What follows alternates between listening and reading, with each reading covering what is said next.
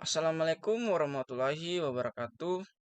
Pada video pembahasan kali ini, kelompok kami akan membahas pada chapter 1, yaitu lingkungan pengembangan sistem, di mana kelompok kami terdiri dari Muhammad Ramdan, Muhammad Yasir Al-Ansar, Muhammad Iqmal Naki, Abid Musin, dan yang terakhir Muhammad Rafli M. Slide selanjutnya yaitu pendekatan modern untuk analisis sistem dan desain. Yang pertama, pendekatan pada tahun 1950-an. Pendekatan ini merupakan pendekatan awal, di mana pendekatan pengembangan desain sistem sudah berbasis komputer, tapi pada waktu itu masih menggunakan perangkat lunak. Mengapa menggunakan perangkat lunak? Dikarenakan daya komputer pada waktu itu belum cukup baik. Contohnya seperti dimulai dari daya yang kritis, efisiensi pemrosesan yang kurang bagus, dan efisiensi pemrosesan waktu itu menjadi tujuan utama. Dan pada waktu itu penggunaan komputer sangat minim karena beberapa hal, yaitu ukuran komputer yang besar, harga yang mahal, dan tidak terlalu dapat diandalkan. Saat menggunakan sebuah aplikasi ini dikembangkan dengan bahasa mesin atau bahasa rakitan. Bahasa rakitan ini di sini bahasa yang kita buat sendiri yang kemudian dapat diimplementasikan ke komputer. Dan pada kala waktu itu belum ada perusahaan perangkat lunak, sehingga kita harus benar-benar mengembangkannya dari awal. Karena waktu itu komputer mahal dan memori juga mahal, sehingga pengembangan sistem merupakan alternatif yang sangat tepat karena penyim- menghemat penyimpanan memori. Dan yang kedua, pendekatan pada tahun 1960-an. Pada tahun 1960-an ini muncul sebuah komputer terbaru dengan ukuran yang lebih kecil, lebih cepat dan lebih murah dari industri perangkat lunak. Beberapa organisasi mengembangkan aplikasi dari awal menggunakan staf pengembangan internal. Semakin berjalan waktu, industri perangkat lunak berkembang dengan pesat karena semakin banyak orang mulai menulis perangkat lunak dan siap pakai untuk komputer mikro. Slide selanjutnya yaitu pada tahun 1960-an ke atas. Pada tahun ini komputer terus menjadi lebih kecil dari sebelumnya pada tahun 1950-an dan lebih murah dan karena sistem operasi untuk komputer beralih ke antarmuka baris prom ke antarmuka berbasis Windows dan Icon, organisasi pindah ke aplikasi dengan lebih banyak grafis. Dan organisasi mengembangkan lebih sedikit perangkat lunak di rumah dan pekerjaan pengembangan sistem mengalami transisi dari pembangunan ke integrator. Pada tahun 1960-an, lingkungannya pengembangan berfokus pada integrasi sistem. Pengembangannya menggunakan lingkungan pemrograman visual seperti Power Builder atau Visual Basic Data yang mungkin rasional atau berorientasi objek dan yang mungkin telah dikembangkan menggunakan perangkat lunak dari perusahaan. Contohnya seperti yang kita ketahui sekarang yang terkenal ya, Oracle, Microsoft, atau Ingress. Pada saat itu sistem di seluruh perusahaan adalah sistem yang berfokus pada internet, terutama pengembangan web. System Development Life Cycle. Siklus hidup pengembangan sistem atau SDLC adalah metodologi umum untuk pengembangan sistem di banyak organisasi, yaitu fitur beberapa fase yang menandai kemajuan analisis sistem dan upaya desain. Misalnya, produk komersial mengikuti siklus hidup yang dibuat, diuji, dan diperkenalkan ke pasar. Penjualannya meningkat, memuncak, dan menurun. Akhirnya produk tersebut dikeluarkan dari pasar dan digantikan oleh sesuatu yang lain.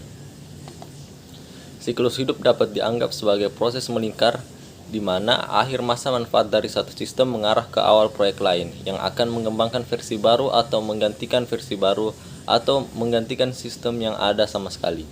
Sepintas, siklus hidup tampak sebagai rangkaian fase yang berurutan, tetapi sebenarnya tidak. Langkah-langkah spesifik dan urutannya dimaksudkan untuk diadaptasi sesuai kebutuhan untuk sebuah proyek. Konsisten dengan pendekatan manajemen. Tahap-tahap dalam SDLC. Tahap 1. Tahap pertama dalam SDLC adalah perencanaan. Pada fase ini, seseorang mengidentifikasi kebutuhan akan sistem baru atau yang disempurnakan. Tahap 2. Tahap kedua dalam CSDLC adalah analisis. Selama fase ini, analis secara menyeluruh mempelajari prosedur organisasi saat ini dan sistem informasi yang digunakan untuk melakukan tugas organisasi. Tahap 3. Fase ketiga dalam SDLC adalah desain. Selama desain, analis mengubah deskripsi solusi alternatif yang direkomendasikan menjadi logis dan kemudian spesifikasi sistem fisik. Analis harus merancang semua aspek sistem, dari layar input dan output hingga laporan database dan proses komputer. Tahap 4. Fase keempat dalam SDLC adalah implementasi. Spesifik sistem fisik, baik dalam bentuk model rinci atau sebagai spesifikasi tertulis rinci, diserahkan kepada pemrogram sebagai bagian pertama dari fase. Tahap 5. Tahap kelima dan terakhir dalam SDLC adalah pemeliharaan. Ketika sebuah sistem termasuk pelatihan, dokumentasi, dan dukungannya beroperasi di sebuah organisasi, pengguna terkadang menemukan masalah dengan cara kerjanya dan sering memikirkan cara yang lebih baik untuk menjalankan fungsinya. Kemudian kita masuk kepada materi lanjutan dari Software Development Life Cycle, yaitu pendekatan lain untuk meningkatkan perkembangan dan SDLC. Nah, dalam upaya meningkatkan perkembangan analisis sistem dan proses, pasti memiliki pendekatan dan cara lainnya untuk dilakukan. Oleh karena itu, pada materi kali ini, saya akan membahas cara pendekatan lain dari analisis sistem dan prosesnya. Dan pada materi ini, terdapat suatu metode pendekatan dengan alat yang bernama case, yang dimana alat case ini digunakan untuk mendukung berbagai kegiatan dalam SDLC. Tentunya juga dapat digunakan dalam beberapa fase di SDLC seperti identifikasi dan pemulihan proyek, inisiasi dan perencanaan proyek, analisis, desain serta implementasi dan pemeliharaannya. Pada dasarnya, alat ini berfungsi untuk membantu kegiatan yang ada dalam SDLC. Dan diantaranya adalah pada fase-fase kegiatan SDLC yang terdiri dari yang sudah saya jelaskan tadi. Selanjutnya, apa yang diharapkan dari penggunaan case ini? Harapannya yang pertama yaitu dalam penggunaan case ini diharapkan agar dalam proses analisis sistem dan prosesnya menjadi lebih efisien dan juga menjadi lebih terkontrol. Jadi, jika suatu perusahaan menggunakan case, harapannya analisis sistem dan prosesnya akan lebih baik dan juga lebih sederhana. Dan juga fungsi utama dari case adalah membantu programmer dan analis melakukan pekerjaan mereka lebih efisien dan efektif dengan mengautomasi tugas-tugas rutin. Kemudian apa saja sih jenis umum alat case? Yang pertama yaitu alat diagram untuk proses sistem, data, dan struktur kontrol secara grafis. Yang kedua yaitu tampilan komputer dan pembuatan laporan. Yang ketiga, analisis secara otomatis untuk memeriksa kelengkapan struktur dalam diagramnya. Yang keempat, repositori pusat untuk penyimpanan data-data. Yang kelima yaitu generator kode untuk membuat kode definisi program atau basis data secara otomatis sehingga memudahkan programmer membuat kode-kode programnya dan dapat membantu secara efisien.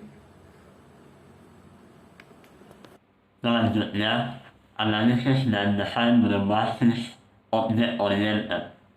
Tidak diragukan lagi bahwa analisis dan desain berbasis objek oriented menjadi semakin populer. OOAD sering disebut sebagai pendekatan ketiga untuk pengembangan sistem, setelah pendekatan berbasis proses dan berorientasi data. Pendekatan berorientasi objek menggabungkan data dan proses atau metode menjadi entitas tunggal yang disebut objek.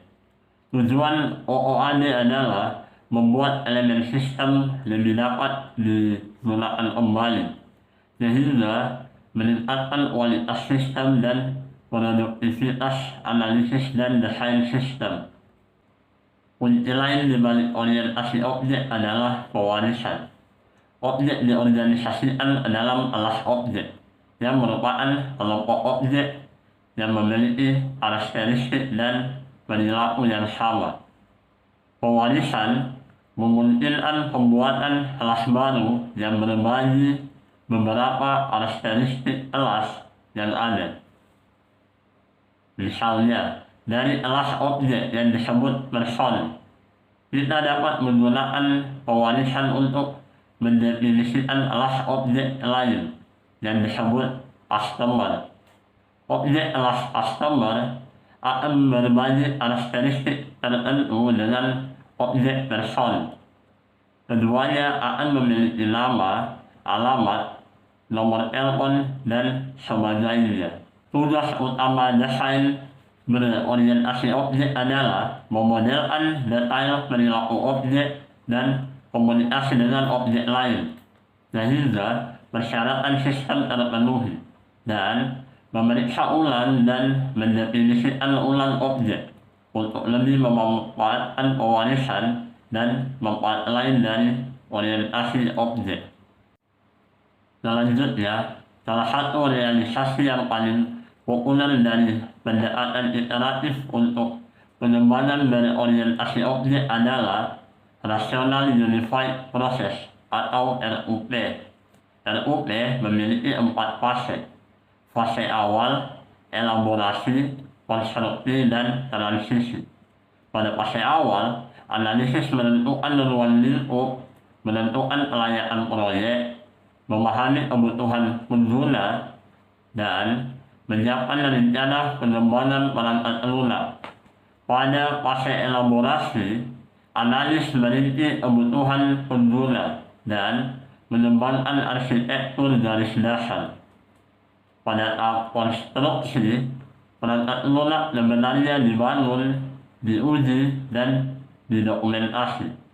Fase konstruksi umumnya merupakan yang terpanjang dan paling intensif sumber daya. Selanjutnya, fase transisi memerlukan perbaikan masalah, pengujian aplikasi beta, pelatihan pengguna, dan konversi produk. Fase transisi akan selesai ketika tujuan proyek memenuhi kriteria penerimaan. Setelah kriteria penerimaan telah terpenuhi, produk kemudian dapat dirilis untuk didistribusikan ke pasar. Pada tanggal 11 sampai dengan 13 Februari tahun 2001, 17 developer berkumpul dan berdiskusi untuk mencari solusi. Hasilnya terciptalah metodologi Agile. Apa itu Agile? Nah, Agile ini adalah sekumpulan metode pengembangan software yang dilakukan secara bertahap dan berulang. Dari pertemuan 17 developer, menghasilkan Agile Manifesto yang berisi 4 nilai penting dalam pengembangan software, yaitu yang pertama, mengedepankan individu dan interaksinya dibanding proses dan tools.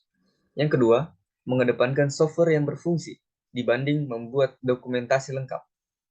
Yang ketiga, mengedepankan kerjasama dengan konsumen dibanding negosiasi kontrak. Dan yang terakhir, mengedepankan menanggapi perubahan dibanding sekedar mengikuti rencana. Dari pengembangan manifesto tersebut, muncullah 12 prinsip Agile yang menjadi dasar dari pelaksanaan metodologi Agile. Yang pertama yaitu prioritas utama adalah kepuasan konsumen melalui software yang dirilis dengan cepat dan rutin. Artinya konsumen tentu akan lebih puas karena bisa langsung menikmati software dan perbaikannya dengan cepat dan pada setiap iterasi, alih-alih harus menunggu berbulan-bulan atau bertahun-tahun hingga proyek selesai dulu. Yang kedua, terbuka dengan perubahan kebutuhan, bahkan di akhir pengembangan sekalipun. Agile mendukung perubahan ini untuk kebaikan konsumen. Perubahan apapun bisa langsung diterapkan kapanpun tanpa melewati proses yang rumit. Alasannya, lebih baik menerapkan perubahan daripada merilis software yang tidak sesuai kebutuhan konsumen. Yang ketiga, merilis software dengan rutin mulai dari beberapa minggu hingga beberapa bulan sekali, akan tetapi lebih cepat lebih baik. Nah, artinya di sini merilis software dengan rutin dan cepat, memastikan bahwa software selalu sesuai kebutuhan pasar. Dan yang keempat, developer dan bagian bisnis harus bekerja sama setiap hari selama proyek berjalan. Nah, keputusan yang diambil akan lebih baik hasilnya kalau kedua pihak saling memberikan kritik dan saran. Yang kelima, ciptakan proyek dengan individu yang penuh motivasi. Berikan mereka lingkungan dan support yang dibutuhkan. Lalu percayalah mereka akan penyelesaian pekerjaannya. Yang keenam, metode paling efisien dan efektif untuk menyampaikan informasi di tim adalah secara empat mata. Yang ketujuh, software yang berfungsi dengan baik merupakan tolak ukur kesuksesan proyek. Yang kedelapan, Agile mendukung pengembangan yang berkelanjutan sehingga semua pihak harus menjaga pace yang sama. Yang kesembilan, aspek teknis dan desain yang bagus bisa meningkatkan kelincahan atau agility. Yang kesepuluh, pentingnya kesadaran untuk meminimalisir pekerjaan yang tidak perlu. Yang kesebelas, tim yang mandiri akan menghasilkan arsitektur, kebutuhan, dan desain terbaik. Dan yang terakhir, yang ke-12, yaitu sesering mungkin tim harus memikirkan cara untuk menjadi lebih efektif, lalu menerapkannya dengan baik. Lalu, adapun tujuan metodologi Agile. Yang pertama, yaitu High Value and Work App System. Artinya di sini, software yang diciptakan berfungsi baik, nilai jualnya tinggi, dan biaya pembuatannya rendah. Yang kedua, iteratif, incremental, evolutionary. Artinya pengembangan software terbuka dengan perubahan di mana tim mampu bekerja dengan singkat dalam menambah fitur sesuai kebutuhan konsumen. Yang ketiga, cost control and value driven development. Yaitu software dikembangkan sesuai dengan kebutuhan pengguna dengan waktu dan biaya pengembangan yang dikontrol. Yang keempat, high quality production. Yaitu kualitas software bisa terjaga dengan melakukan tes menyeluruh di setiap iterasinya. Yang kelima, flexible and risk management. Nah, ini adalah proses pengembangan software disiapkan untuk menghadapi perubahan berbekal kemampuan adaptasi yang baik, jadi dapat meminimalisir kegagalan. Yang keenam, kolaboratif. Yaitu kolaborasi tim lebih maksimal karena rutin bertemu untuk membahas perkembangan proyek. Yang ketujuh, self-organizing, self-managing teams. Ya, artinya ini tim bisa mengatur dirinya sendiri dengan support dari pimpinan sehingga tercipta tim solid.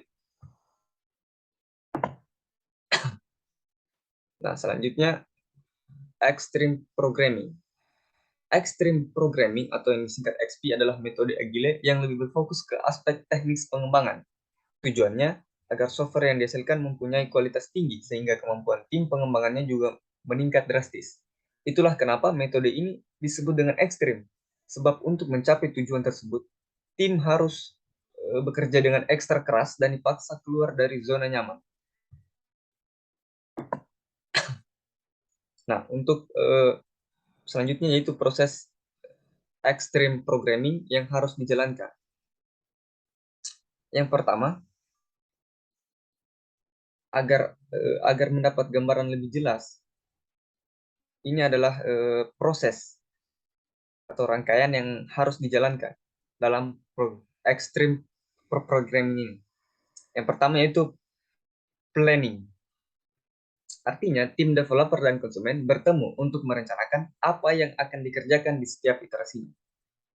Yang kedua, yaitu designing. Mulai mendesain untuk bentuk dasar software yang sederhana. Yang ketiga, coding, yaitu dimulainya proses coding secara intensif oleh tim. Di sini anggota juga saling mereview coding dari anggota tim lainnya. Yang keempat, testing. Testing ini yaitu mengetes software berulang kali apakah berfungsi dengan baik dan sesuai kebutuhan konsumen. Dan yang terakhir yaitu listening. Artinya berdiskusi dan mendengarkan feedback dari konsumen. Maka dari itu, konsumen harus selalu tersedia on-site dalam XP. Dengan mengikuti proses di atas, maka diharapkan tim lebih memberikan hasil yang lebih maksimal.